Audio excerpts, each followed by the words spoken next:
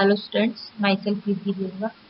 आज हमारा स्पेक्ट्रोस्कोपी का थर्ड लेक्चर है। आज के लेक्चर में हम स्पेक्ट्रोस्कोपी में कौन सा इंस्ट्रूमेंट यूज में ली जाती है और उनके कौन कौन से पार्ट्स होते हैं उनके बारे में बात करेंगे। इसके साथ ही हम जो एमिशन और एब्जॉर्प्शन स्पेक्ट्रा है उनकी क्वांटम थ्योरी के बारे में बात करेंगे।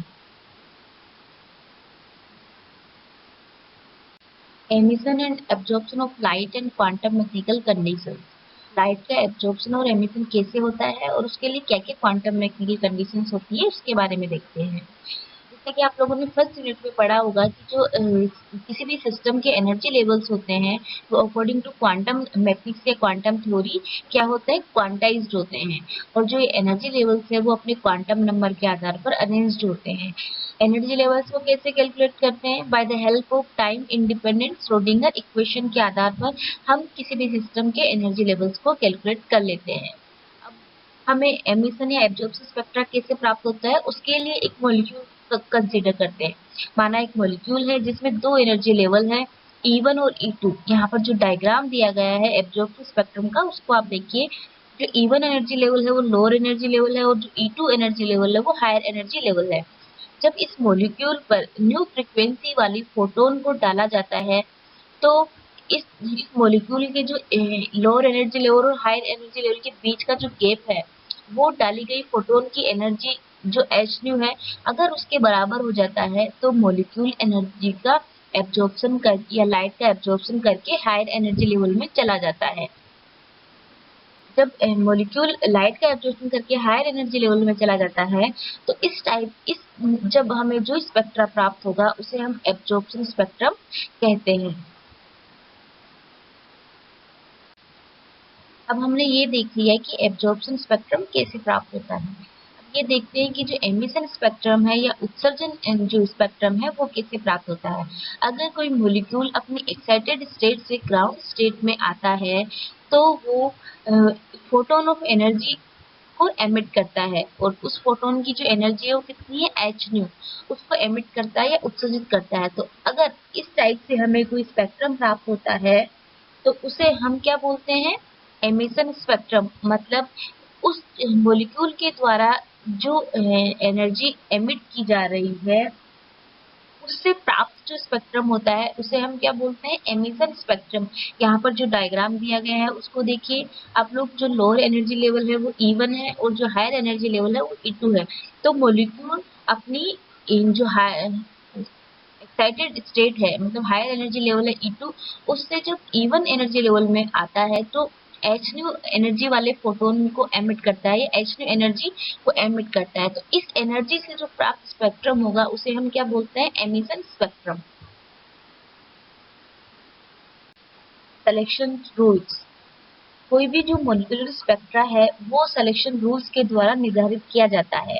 इसका क्या मतलब हुआ कि कुछ स्पेसिफिक एनर्जी के एब्जॉर्प्शन से ही किसी मॉलिक्यूल में ट्रांजिशन होगा या उसमें कुछ चेंज होगा, सभी तरह की एनर्जी के एब्जॉर्प्शन से नहीं होगा। तो उसे हम क्या बोलते हैं, सिलेक्शन रूल्स। फॉर एग्जाम्पल जैसे प्योर रोटेशनल ट्रांजिशन है उसके लिए क्या सिलेक्शन रूल है, del J is equal to plus minus one. इसका मतलब क्या हुआ कि अगर प्योर रोटेशनल ट्रांजिशन के लिए डेल जे का मान प्लस माइनस वन होगा तो ही वो प्योर रोटेशनल एक्टिव होगा, मतलब प्योर रोटेशनल ट्रांजिशन शो करेगा। यहाँ पर जे की वैल्यू क्या है, रोटेशनल क्वांटम नंबर। उसी तरह जो वाइब्रेशनल ट्रांजिशन है उसके लिए सिलेक्शन रूल क्या है, del V equals to plus minus one.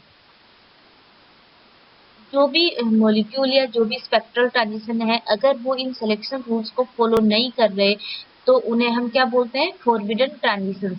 और अगर इन सिलेक्शन रूल्स को फॉलो करते हैं तो उन्हें हम क्या बोलते हैं, अलाउड ट्रांजिशन कहते हैं। जनरली जो अलाउड ट्रांजिशन होते हैं वो मोर इंटेंस होते हैं देन द फॉरबिडन ट्रांजिशंस। क्या हुआ, इसका मतलब जो अलाउड ट्रांजिशन है वो स्ट्रॉन्ग होते हैं, इंटेंस होते हैं, जबकि जो फॉरबिडन ट्रांजिशन है वो वीक ट्रांजिशन होते हैं। अलाउड और फॉरबिडन ट्रांजिशंस क्या होते हैं इसे आप एग्जांपल के थ्रू समझिए। माना कि जो 1s ऑर्बिटल से 2s ऑर्बिटल में अगर ट्रांजिशन हो रहा है तो वो ट्रांजिशन क्या होगा, फोरबिडन होगा। फोरबिडन क्यों होगा, क्योंकि इस 1s और 2s के लिए जो n की वैल्यू है वो तो डिफरेंट है। 1s के लिए n की वैल्यू क्या है, मतलब प्रिंसिपल क्वांटम नंबर क्या है 1, और 2s के लिए प्रिंसिपल क्वांटम नंबर क्या है 2। लेकिन जो l की वैल्यू है वो 1s के लिए क्या है 0, और 2s के लिए भी क्या है 0। तो इस टाइप का जो ट्रांजिशन है वो फोरबिडन होता है, क्योंकि इसके लिए जो वैल्यू है वो ±1 होनी चाहिए l की वैल्यू। उसी प्रकार अगर 1s से 2p में ट्रांजिशन हो रहा है तो वो अलाउड ट्रांजिशन होता है। क्यों होता है, क्योंकि n की वैल्यू तो 1s के लिए 1 है और 2p के लिए n की वैल्यू क्या है 2, मतलब जो प्रिंसिपल क्वांटम नंबर है उसकी वैल्यू 2। लेकिन जो 1s के लिए स्मॉल l की वैल्यू है वो क्या है 0, और p के लिए स्मॉल l की वैल्यू क्या है 1। तो इस प्रकार का जो ट्रांजिशन है वो अलाउड ट्रांजिशन होता है। यहाँ पर जो डायग्राम दिया गया है उसमें देखो कि s ऑर्बिटल से s ऑर्बिटल में अगर ट्रांजिशन हो रहा है तो फोरबिडन है, जबकि s ऑर्बिटल से p ऑर्बिटल में अगर ट्रांजिशन हो रहा है तो वो अलाउड ट्रांजिशन है। यहाँ पर एक डायग्राम दिया गया है, उसे आप लोग देखिए। जो फर्स्ट ट्रांजिशन है वो अलाउड ट्रांजिशन है, मतलब s ऑर्बिटल से p ऑर्बिटल में ट्रांजिशन होगा तो वो अलाउड होगा, या p ऑर्बिटल से d ऑर्बिटल में ट्रांजिशन होगा तो वो अलाउड होगा। जबकि जो फोरबिडन ट्रांजिशन है, अगर s से s ऑर्बिटल में ट्रांजिशन होगा तो फोरबिडन होगा, p से p ऑर्बिटल में ट्रांजिशन होगा तो वो फोरबिडन होगा। उसी प्रकार d से d में होगा तो भी फोरबिडन होगा। इसे आप लोग डायग्राम से देखिए, यहाँ पर ऑर्बिटल्स के एनर्जी लेवल्स बने हुए हैं 1s 2s 2p 3s। तो अगर 1s से 2p में ट्रांजिशन हो रहा है तो वो अलाउड ट्रांजिशन है। उसी प्रकार 2p से 3s में हो रहा है तो अलाउड ट्रांजिशन है। उसी प्रकार 2s से 3p में हो रहा है तो भी अलाउड ट्रांजिशन है। मतलब जो इनके लिए ऑर्बिटल्स के लिए अलाउड ट्रांजिशन का क्या मतलब है, इनके लिए जो स्मॉल l की वैल्यू है वो ±1 होनी चाहिए। अगर उसी प्रकार जो फोरबिडन ट्रांजिशन है उसमें आप लोग देखिए 1s से 2s, इसके लिए जो ट्रांजिशन है वो अलाउड ट्रांजिशन नहीं है। क्यों नहीं है, क्योंकि s ऑर्बिटल से s ऑर्बिटल में ट्रांजिशन हो रहा है तो इसके लिए l की वैल्यू 0 है, तो वो ट्रांजिशन अलाउड नहीं है। उसी प्रकार 2s से 3s में हो रहा है तो वो ट्रांजिशन में अलाउड नहीं है। Basic features of spectrometer.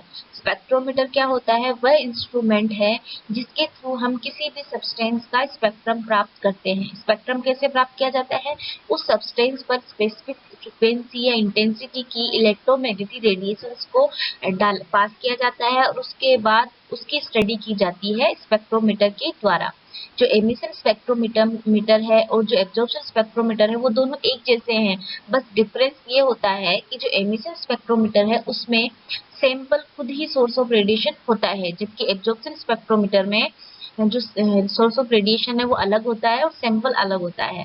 जो एमिशन स्पेक्ट्रोमीटर है उसमें जो सैंपल होता है उस पर थर्मल या इलेक्ट्रिकल एनर्जी डाली जाती है, उससे वो सैंपल एक्साइटेड हो जाता है और रेडिएशंस को एमिट करता है। उसके द्वारा जो एमिट रेडिएशंस है उसको एनालाइज करके हम उसका स्पेक्ट्रा निकाल लेते हैं। यहाँ पर जो इसका जनरल डायग्राम दिया गया है, मतलब इसके पार्ट्स दिए गए हैं, स्पेक्ट्रोमीटर में कौन कौन से पार्ट्स होते हैं।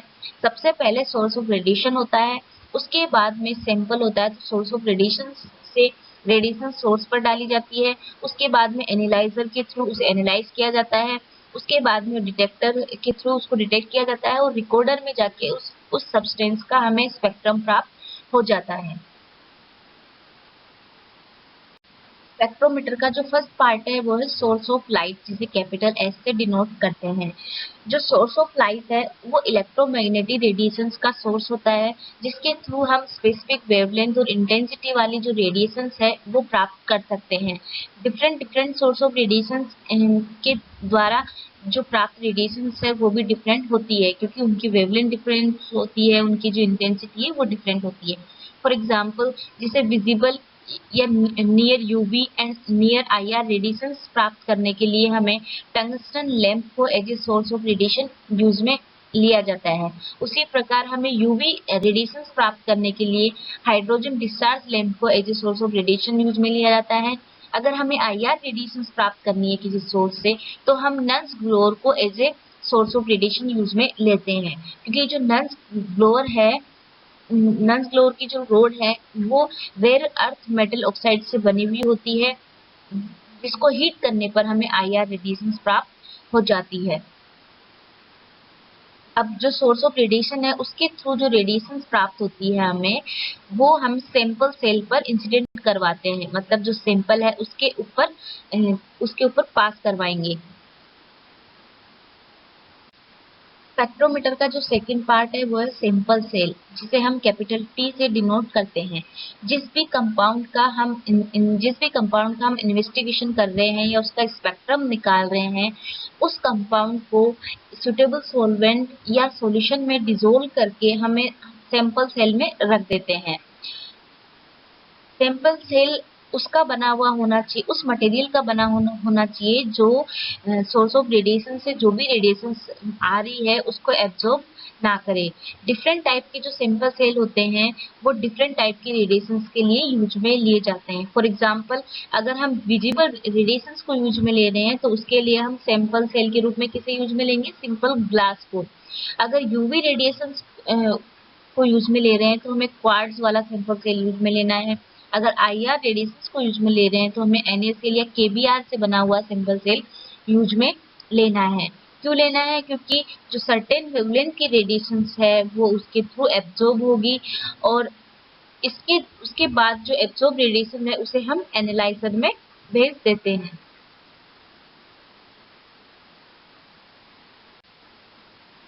स्पेक्ट्रोमीटर का जो थर्ड पार्ट है वो है एनालाइजर और मोनोक्रोमीटर। इसे कैपिटल M से डिनोट करते हैं। जो एनालाइजर होता है वो एक घूमता हुआ प्रिज्म है या ग्रेटिंग है, मतलब लगातार घूमता रहता है। जिस मटेरियल का सैंपल सेल बना होता है उसी मटेरियल का एनालाइजर भी बना होता है। सैंपल सेल पर सोर्स ऑफ रेडिएशन से रेडिएशन डाली जाती है। उसके बाद कुछ रेडिएशन सैंपल सेल एब्जॉर्ब कर लेता है और कुछ रेडिएशन को एमिट कर देता है, मतलब अपने अंदर से ट्रांसमिट कर देता है।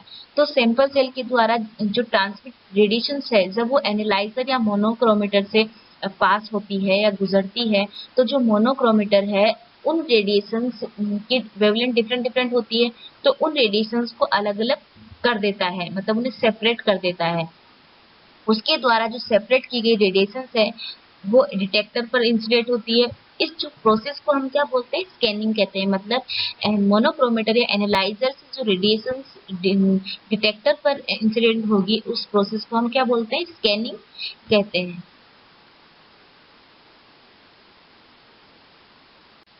स्पेक्ट्रोमीटर का जो फोर्थ पार्ट है वो है डिटेक्टर। इसे कैपिटल D से डिनोट करते हैं। डिटेक्टर का क्या काम होता है? जो भी रेडिएशंस एनालाइजर से डिटेक्टर की तरफ पास होती है उन रेडिएशंस को उस रेडिएशंस की जो एनर्जी है उसे इलेक्ट्रिकल एनर्जी में कन्वर्ट कर देता है। मतलब डिटेक्टर क्या करता है? रेडिएशन एनर्जी को इलेक्ट्रिकल एनर्जी में कन्वर्ट कर देता है। जो डिटेक्टर है वो भी दो टाइप के होते हैं, थर्मल डिटेक्टर और फोटो डिटेक्टर। जो थर्मल डिटेक्टर होता है वो हीटिंग इफेक्ट ऑफ रेडिएशंस पर बेस्ड होता है। फॉर एग्जांपल जैसे थर्मोकपल्स, थर्मोप्लाइज, बोलोमीटर, ये सब जो थर्मल डिटेक्टर है उसके एग्जाम्पल है। और आईआर रेडिएशंस में थर्मल डिटेक्टर का यूज किया जाता है, मतलब आईआर जो भी स्पेक्ट्रोस्कोपी है उसमें थर्मल डिटेक्टर का यूज किया जाता है। जो सेकंड टाइप है वो है फोटो डिटेक्टर। जो फोटो डिटेक्टर होता है वो फोटो इलेक्ट्रिक इफेक्ट पर बेस्ड होता है। जनरली जो विजिबल या नियर आईआर रेडिएशंस है उनके लिए फोटो डिटेक्टर यूज में लिया जाता है। फोटो डिटेक्टर का एग्जांपल कौन सा है? फोटो मल्टीप्लायर फोटो डिटेक्टर का बेस्ट एग्जांपल है। स्पेक्ट्रोमीटर का जो लास्ट पार्ट है वो है रिकॉर्डर, जिसे हम कैपिटल R से भी डिनोट करते हैं। जो भी इलेक्ट्रिकल करंट डिटेक्टर से पास होकर रिकॉर्डर की तरफ आती है वो सबसे पहले एम्पलीफायर के थ्रू एम्पलीफाइड की जाती है। उसके बाद ये जो रेडिएशंस है या इलेक्ट्रिकल करंट है वो रिकॉर्डर पर इंसिडेंट होती है, जो एक चार्ट पेपर के साथ एसोसिएट होता है। इस चार्ट पेपर में एक ग्राफ प्लॉट होता है बिटवीन वेवलेंथ ये और जो भी परसेंटेज ऑफ एब्जॉर्प्शन है उसके बीच में। इस ग्राफ को ही हम क्या बोलते हैं? स्पेक्ट्रम, एब्जॉर्प्शन स्पेक्ट्रम कहते हैं, जो किसी भी कंपाउंड के द्वारा दिया जाता है।